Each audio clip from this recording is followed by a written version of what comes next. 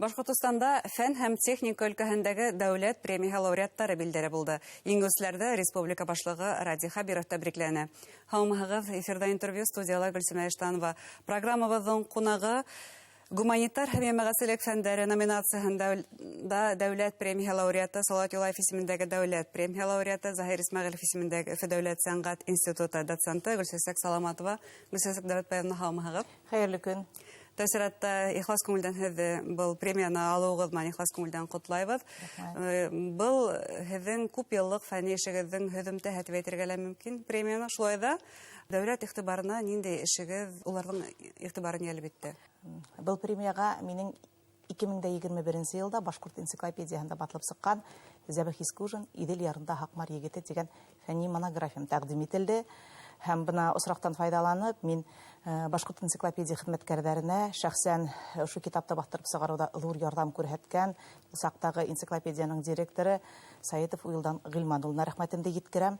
Һәм мине был премияға тәҡдим итте Йылайыр районы хакимиәте. Шуға күрә уларға ла сикһеҙ рәхмәтем барып етһен. Йылайыр районы советына һәм Йылайыр районы хакимиәте башлығы шәхсән Борис Николаевич Мелкоедовҡа. Зәбих Искужин, кем ул? Ни өсөн һеҙҙе ҡыҙыҡһындырҙы был шәхес? Был шәхес минең яҙмышыма уйламағанда, көтмәгәндә килеп инде. 2015 елда мин аны Йылайыр ерендә ишеттем ошо исемде һәм миңә мөрәжәғәт иттеләр. Һеҙ архивтарда эшләгән кеше, ошо исем һеҙгә таныш түгелме? Ә минең өсөн ул бөтөнләй ят ине һәм ниндәйҙер ҡыҙыҡһыныу, сиратта ғилми ҡыҙыҡһыныу мине төрлө архивтарға алып китте. Һәм мин уның июнь айында 2015 елда Ҡазан ҡалаһында шәхси архивына юлыҡтым. Был ҙур уңыш һәм ҙур табыш булды. Һәм бына 6 йыл эҙләнеүҙәр һөҙөмтәһендә ошо китап батлып сыҡты инде. Әйтергә кәрәк, мин ошо китап өҫтөндә айҙар, йылдар, сәғәттәр буйы туҡтамай эшләнеп дип ғорур әйтә алам. Сөнки архив низиклем бай булһа ла, ундағы материалдарҙы һәр ваҡыт системаға һалыу, тейешле системаға һалыу ихтияжы бар ине.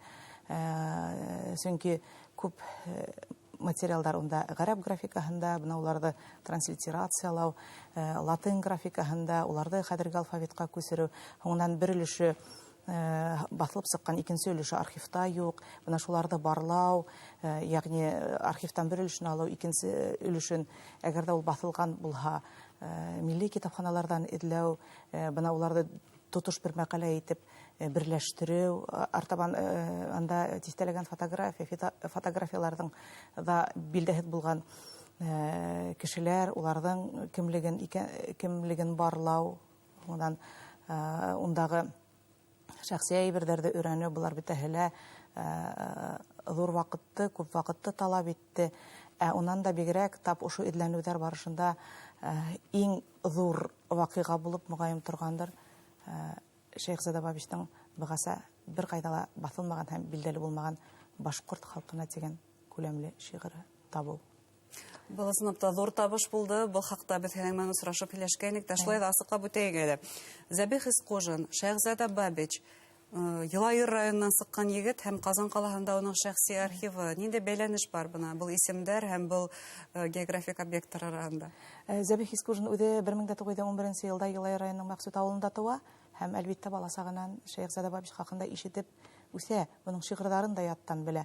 Һәм Ҡазан ҡалаһына барып эләккәс, ул шәхсән осрашыу эҙләй, ҡасандыр 1922 йылда Бабичтың материалдары ебәрелгән кеше менән бәйләнеште.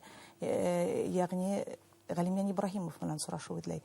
Әммә Ғәлимйән Ибраһимов уның менән осрашырға артыҡ ҙур теләк белдермәй, мин әйтермен, улар ғөмүмән осрашмағандырҙар тип. Һәм бына кемдәр Бабич менән көрәштәш булған, кемдәр Бабичтың быға тиклем шиғырҙарын йыйған ошо кешеләр менән ул бәйләнешкә инә. Шәхсән Төхфәт Шинәкәй менән. Һәм Төхфәт Шинәкәй 19 йылда бит ул Башҡортостан буйлап, Ырымбур өлкәһе буйлап, Ҡазан буйлап ҡайҙа Бабич йәшәп киткән, аҙмы күпме, шул Бабич үткән юлдарҙан йөрөп, уның 500 биткә яҡын сама материалдарын йыйған була. Һәм тап ошо маршрут буйынса үтә Зәбих Искужин. 22 йылда БСТ каналы Рәйсә Казбулатова етәкселегендә бик матур фильм төшерделәр. Фильм шулай ук атала «Идел ярында Хакмар егете» дип. Һәм бына ошында без бик күп материалларны ничек этләвебез хакында асып халдык та инде. Әгәр дә сынап та кызыксынучылар булса, уны ул фильмда карай алалар. Ул асык Интернетта бар ул. Ул интернетта бар. Без аны студентлар менән дә беренче тапкыр караганыбыз бар. Һәм шунда без бер вакыйга турында сөйләп китәбез. Бына башкорт халкына дигән шигырын Бабичтың ничек табылуы турында. Эш булай була. Миңа Казандан шылтырату яңгыраны һәм шунда Нәқи Исәнбәттең архивы менән эшләгән Миләүшә ханым шылтыратты һәм Нәқи Исәнбәттең архивы хакында һөйләне һәм шунда бына ошо Зәбихис Кужин дигән исемдә бар бит дип әйтте. Без һөйләшү артыннан һөйләшү китте һәм бына шулай итеп без барып юлыктык. Ул вакытта бәхеткә күрә Нәқи Исәнбәттең кызы Йолдыз ханым исән ине һәм ул безгә ошо шигырьне бастырып сыгарырга рөхсәт итте. Бу турыда без әлбәттә фильмда ентекләп һөйләйбез. Ничек килеп эләккән Бабичтың материалдары Башкортстанга ул вафатыннан сак кына алдарак ебәреп өлгергән була. Чөнки ул вакытта хәзерге тарих тел һәм әдәбият институтында директор булып эшләй Зәбихис Кужин белән бергә аспирантурада укыган Авзал Кудашев исемле кеше. Минең фаразлавымча ул шуга ебәргән һәм бына 57нче елда Нәф Харисов үзенең тәүге йынтыгын эшләй бит инде Шәйхзада Бабичтың шигырьләрен бастырып сыгара. Бына шунда ул Имай Насыри материалдары дип әйтә. Асылда Имай Насыри ысынлап та Бабичтың шигырьләрен җыю белән шөгыльләнгән ул генә түгел, уга ярдәм иткән Кәрим Иделгужин, Төхфәт Нәби һәм башкалар һәм был йынтык әдер булган хәлдә ул басылып өлгермәй, чөнки 37нче елгы репрессиягә эләгәлә Имай Насыри. Уның был материалдары вещественное доказательство буларак теге җинаять эшенә алына. Мин буны белеп әйтәм, чөнки Имай Насыридің федераль иминлек хезмәтендә хакланган җинаять эше белән танышкан кешемен. Һәм бына шул юсыктан әйтергә кирәк инде, бүгенге көндә без әгәр дә Бабичтың шигырьләрен кулыбызга тотып укыйбыз, ятлайбыз, балаларга өйрәтәбез икән, бында туранан-тура Зәбихис Кужиндың өлеше бар. Бик зур шәхес булган һәм уның шәхесен Башкортстанга кайтаруда сынапта эшегез баһалап үткәгез. Дәүләт премия һәммәндә баһаланган. Әйтергә кирәк, дәүләт премиясының ниндидер өлешен һез махсус хәрби операцияларга егетләргә ярдәмгә юнәлтергә булдыгыз. Был капыл гына килеп туган уй түгел, чөнки мин быга тиклемдә мөмкинчелегемнән сыгып ярдәм иттем. Һуңнан минең бер туган кустым махсус хәрби операцияларда катнашып каты яраланган кеше. Бунан тыш бына Зәбихис Кужиндың нәселе шул хәтле матур. Унда Рудың акхакалы булган 94 яшьлек Зада Рахимиян улы, уның исем исеме Шәйхзада Рахимиян улы, чөнки 31нче елда Зәбихис Кужин үзе кайтып Шәйхзада Бабич хөрмәтенә Шәйхзада дип исем куштырып китә. Бына шул ыру акхакалы. Һуңнан ошо нәселдән генә мин белгәндән 5 кеше йөреп ята. Бүгенге көндә үз теләкләремә махсус хәрби операциялар кызганычка каршы арасында һәлак булучылары бар. Шуга күрә һуңнан минең үземнең күз алдында үскән авылдагы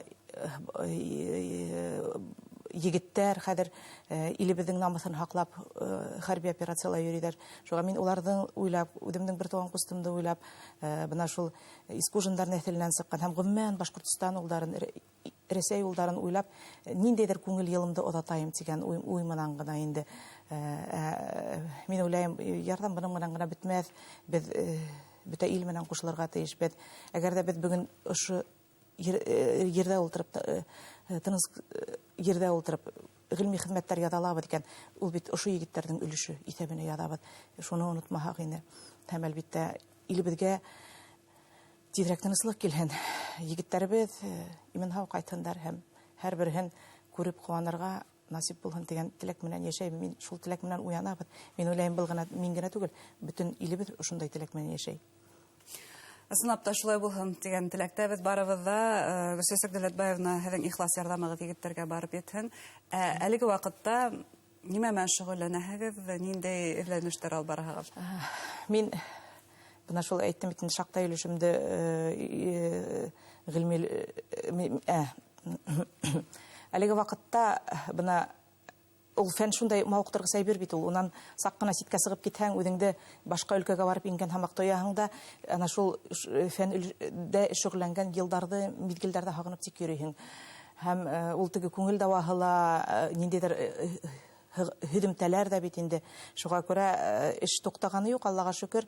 Әлеге мәлдә без янып көйеп Хәбибулла Габитовтың 40 еллыгын үткәрү мәсьәләһе менән йөрибез инде. 14 ноябрь көнне Алла бирһә Башкорт дәүләт академия драма театрының ҙур залында уның әдәби угарына алган әдәби музыкаль кисә үтәсәк. Артабан киләһе елга 120 ел тула Мөхтәр Баемовка, бына 1-2 көн элек кенә мин уның хакында гыйльми мәкаләмде Бөрө калаһына язып озаттым. Һәм һуңдан мине бик кызыксындыра Мөхтәр Мусиндың язмышы, башкорт һәм татар театрының атыллыһы бит инде. Менә ошо безнең башкорт сәнгатенә, башкорт әдәбиятенә, башкорт шигъриятенә, драматургияһына өлеш индергән 30-нчы, 40-нчы елдагы шәхестәр мине нык кызыксындыра. Һәм әгәр дә мин кызыксындыра, һәм мин бына ошо ютыкта эшләргә яратам. Һәм уйлайм инде, минең бер генә нием, теләгем бар галимдарга, безнең милли китапханалар, архивтарда әле быгасы асылмаган әллә күпме хазина ята. Шуга күрә үтеп килгән яшь буынды ылыктырырга һәм бына ошо үтәлә мавыктыргыз һәм күптәр өчен үтәлә кадерле булган фән дөньяһына индереп ебәргә, ярдәм итәргә кирәк. Мине заманында минең кадерле гыйльми итәксем Ишмөхәммәд Гыйльметдин улы Галәүддинов алып инде һәм минең бер туган агаем Ганислам Дәүләтбай улы Ибраһимов. Бына ошо ике агайның ышанысын мин бүген дә тоям һәм үзебезнең зиһенле, зирәк яшьтәребезне фәнгә сакырам. Әңгәмәгез өчен зур рәхмәт, уңышлар теләйбез. Хөрмәтле тамашачылар, безнең студияла фән һәм техника өлкәһендәге дәүләт премия лауреаты Гөлсәсәк Саламатова булды. Игътибарыгызга зур рәхмәт.